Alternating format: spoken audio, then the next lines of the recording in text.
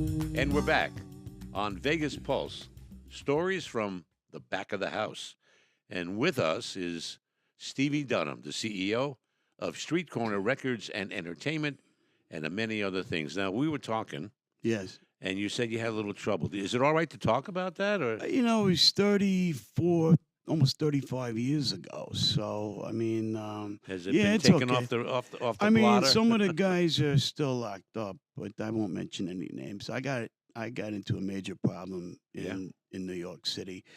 I didn't know I was being watched, and um, I got pinched in front of my building on Pacific Street. What was the charge? It was a RICO Act. I got 7 indictments and Oh, charges out of 35. conspiring with other Oh, criminals. you name it. I mean, I got popped for 7 big ones, and Did you do time?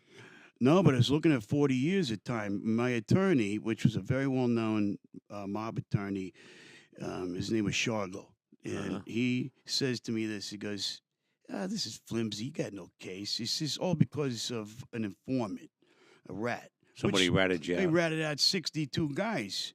Now I'm in the Irish consortium, not the Italian La Cosa But Nostra. you're Irish and Italian. Yes, and I was accepted into the Irish clan. So, and they don't care if both parents are one or the other, as long as the father is Irish. Anyway,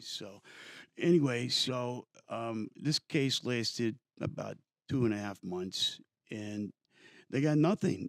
I was acquitted in all charges, and they sealed up my records. And then I ended up with an IRS case for tax evasion, which the government still wanted their Sure, money. they wanted the their zork. scarol. Yeah. So I didn't beat that one, but I paid almost $1 million in restitution. I go to jail for 10 years. You got to work real hard to pay that. I had the money, and did. what we did, my partner and I, we had taken on a young Wall Street guy our age, and we Shylocked him, and he would borrow from us, and then he put the money in the market, and he was an inside trader, and we put our money with him, and we basically told him, he said, "You screw us out of our money, you're going to be on a milk carton." It was just that simple. That was that And simple. He made us a lot of money, and that saved us from. We paid our fees and our fines, and then of course our people thought we skimmed, and then we're going to end up getting killed anyway. So we got the hell out of Dodge. I actually had to take a hiatus from school to go through these cases, and when I went back to South Florida, even though I was chancy, I went back to school. So you lived in Florida for a while. Yeah, I was determined to graduate. I didn't care what was thrown at me. So I got my degree. It was only a couple of months away anyway from graduating with a music business degree. So I got it, and then we got the hell out of Dodge, and we moved to Vegas. My partner ended up in Los Angeles. I stayed here. So you came to Vegas in '93. Yeah. You're already a well-known doo-wop singer. I was one of the youngest producers of this music in the United States but you when I also started. sang on all that. I did. I sang and produced records with them without credit, and sang on many stage shows. And I worked with a lot of legends: Johnny Maestro of the Brooklyn Bridge and the Crest, Larry Chance of the Earls, Harvey Fuqua of the Moonglows, Pookie Hudson of the Spaniels, Jive Five, Eugene Pitt, which is my mentor. And there's about 60 plus guys I backed up or shared the stages with easily enough in groups. Part of the Chaperones? I was a member of the Chaperones. I helped reform the Chaperones with an original founding member, Nick Salvato, and we put out a CD, and it sold very well, and it helped keep the trademark active with the group. And we were inducted into the Las Vegas Entertainers Hall of Fame in 2011. There you go. Yeah, That's I'm my a member first of that one. one too, by the way. I'm in it 2 times. I'm in it with Yeah. the Night Kings too, another local Las Vegas group. It's just a thrill.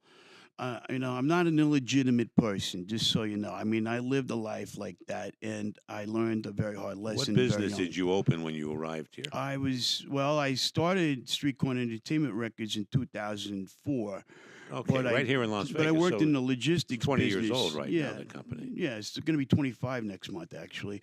I worked in the logistics and trucking business as my civilian job. So I worked that for 24 years, and I worked in clubs and bands at night.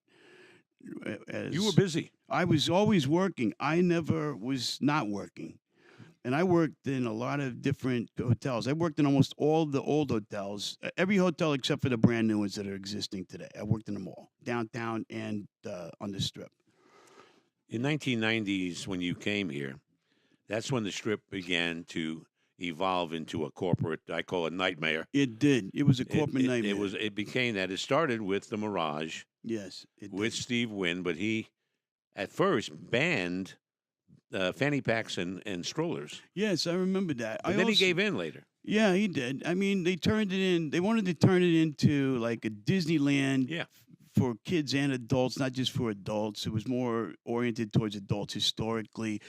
The corporatization of Las Vegas, it took a lot of the personal touch of service out from the workers to the Big patronage. time. And you remember this, I mean, coming here and living here back then, they would know your name 5 years if you've never been in a joint. They know your first, last name, your mother, your Everything. wife, everybody. Favorite drink, your best favorite meal. Absolutely. And they would comp you, even if you needed it or not. If you were down and out, you blew all your money. They would give you money You to didn't get have home. to play the slots. You didn't need a No. player's card. No. You didn't have to.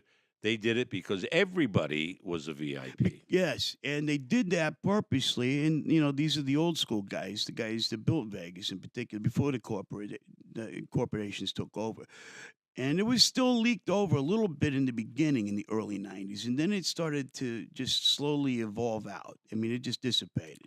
In 1993, when you came, I was the marketing director for Circus Circus. Okay, well, there were still aspects there. But we were owned by one man. His name was William G. Bennett, Right, who exactly. doesn't nearly get the kind of recognition No, he doesn't. he should Everybody have. else does. He built Circus Circus. He built the Excalibur. He Right. built the Pyramid. He built the Luxor, and he also built Mandalay Bay.